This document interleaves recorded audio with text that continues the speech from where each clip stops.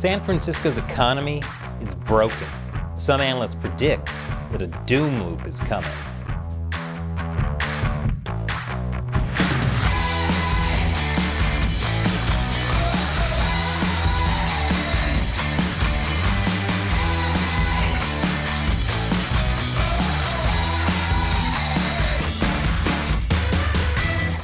Welcome to America Uncovered. I'm Chris Chappell.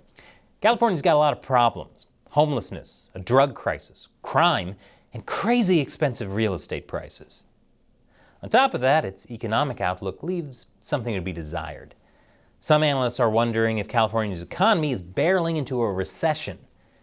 Faster than the rest of the U.S., that is. But with California, one city has it especially rough, and that city is San Francisco. Yes, according to the San Francisco Chronicle, San Francisco could be on the verge of a complete collapse. Many fear that workers working remotely and offices sitting empty will lead to a cascade event in which mass transit goes bankrupt, businesses shutter, and tax revenues decrease, all leading to fewer publicly funded services, which in turn allows for more crime and homelessness, which encourages more people to leave, which causes even bigger decreases in tax revenue, and you get the idea. A series of bad events like that is called a doom loop. And the Chronicle says San Francisco could be in for the biggest doom loop of all. This isn't entirely a stretch.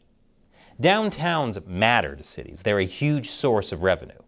But San Francisco's downtown is struggling to shake off the pandemic blues. According to the Bay Area Council Economic Institute, out of the 25 largest U.S. economic metropolitan regions, San Francisco's economic recovery from the pandemic ranked 24th, ahead of only Baltimore. The Institute of Governmental Studies found similar results, ranking San Francisco's downtown recovery dead last across 31 cities in the U.S. and Canada. And that's just how things are right now. San Francisco's finances are likely going to get much worse over time. In January, the city forecast that it would face a massive $728 million deficit over the next 2 years, which could balloon into $1.2 billion by 2028. So why is San Francisco doing so poorly? One reason is that San Francisco's economy is kind of a one-trick pony. It depends almost entirely on tech startups to squeeze out tax revenue. For decades, San Francisco has been the epicenter of venture capital investment, which attracts a lot of venture-backed startups and young public companies. People assumed that all these people would always work in offices, which in turn would help generate money through public transportation use and spending on local businesses.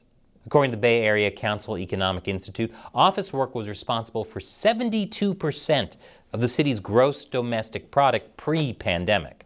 But then the pandemic hit, leading to a massive drop in office attendance. And the pandemic came with permanent changes. Since the pandemic, hybrid and remote work have become the new norm, which means San Francisco is full of empty offices. In the first quarter of 2023, San Francisco office vacancy has risen to almost 30%. For comparison, San Francisco's office vacancy before the pandemic was less than 4%.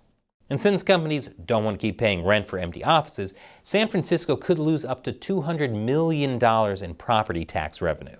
It turns out, venture-backed startups and small public companies in the tech industry are exactly the type of people who can easily work remotely. And people want to work remotely, especially with streets looking like this.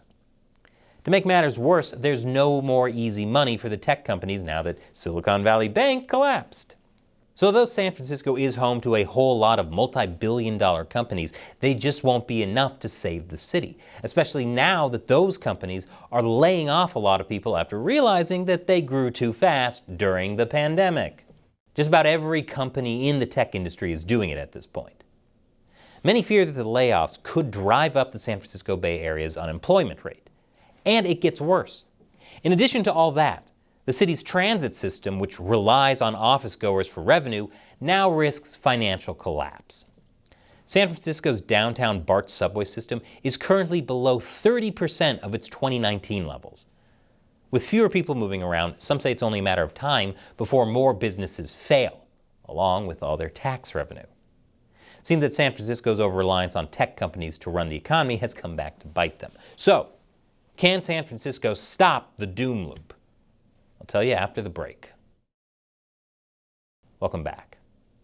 Things look grim for the city of San Francisco, but is a doom loop really inevitable? San Francisco Mayor London Breed says no. She's got a plan to ensure downtown's future. This includes plans to attract and retain businesses, make use of buildings already built, make it easier to start and grow businesses, transform downtown into a leading tourist attraction, and more. How is she going to do that? Well, Breed wants permitting improvements. That would cut red tape and speed up housing construction. After all, the city has a state-mandated goal of building 82,000 new homes over the next 8 years. She's even managed to get approval to accelerate stalled housing projects. Aside from dealing with housing, Breed has also proposed more than 100 changes to streamline the permitting process for small businesses. And she's backing a bill authored by State Senator Scott Wiener to permit outdoor alcohol consumption at certain venues. Will that work? Hard to say. After all, it's not just Breed who calls the shots. There's the city's board of supervisors as well as all the other bureaucrats. But Breed is not the only one with ideas on how to fix the problem. The CEO of the Bay Area Council suggests that San Francisco should be more like Toronto and shift its focus from tech to things that require in-person work, such as research and development, biotech, medical research, and manufacturing. But there's no guarantee that would solve the problem. It's kind of hard to see Toronto as a good role model for San Francisco when it's also struggling to keep its offices. Meanwhile, Vimeo's co-founder suggests converting downtown offices into student housing or a new university to attract new, young residents who can then support local businesses. Of course, the student housing would have to be way more affordable than typical San Francisco housing. And the city might have to do something about the street situation. Students like to feel safe. The San Francisco Chronicle suggests that San Francisco should be more like New York City. Minus all the subway rats, San Francisco already has enough problems with human poop, drugs, and every other unsavory thing just laying on the streets. The newspaper points to New York City's response to 9/11 as a model. New York was afraid that workers would never want to work in office towers again over fears of terrorism. So it adapted by turning corporate office buildings into apartments. It invested in things like public parks and malls to revitalize the Manhattan financial district as a diverse residential area. The San Francisco Chronicle says the city needs to completely rebuild the neighborhood. For example, it could change its offices into houses. But the Chronicle says state intervention would be needed. The problem is there's only so much state intervention can do. After all, state intervention with the pandemic caused a lot of these problems. San Francisco's bureaucracy is notoriously inefficient, and it has a proven track record of wasting hundreds of thousands of dollars for what should take up only a fraction of the cost, a really, really small fraction. There's also a lot more examples of San Francisco putting money into poor use. I'll leave some links below. Mayor Breed's plan to streamline the bureaucracy might help, but even if San Francisco manages to make downtown a residential place, it'll still have to deal with things like crime, drug use, and homelessness. And those things aren't going to make people want to stay in San Francisco for very long.